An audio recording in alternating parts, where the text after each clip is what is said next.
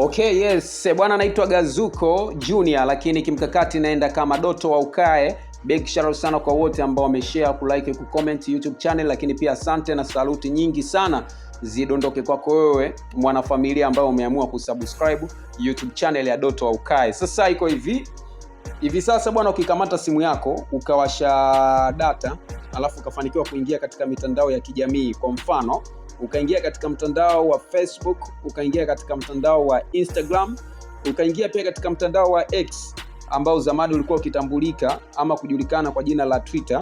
Hali iliyoko ni moja tu, ni kuhusiana na picha zinazosambazwa kwa wingi ama kupostiwa na watu mbalimbali zinazomuonyesha mtoto mwenye asili ya Kiafrika aliyepewa jina la mtoto handsome.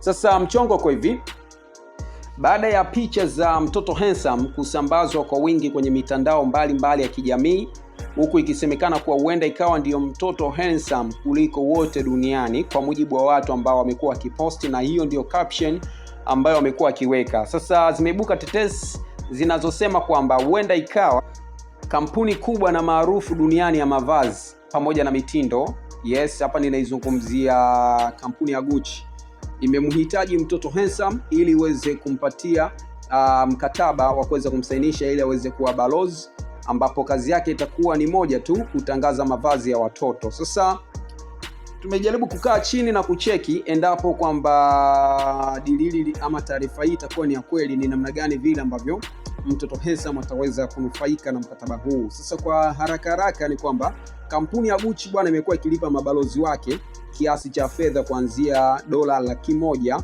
yani hizo ni dola za Kimarekani by the way, yes, sawa na milioni 260 za Kitanzania.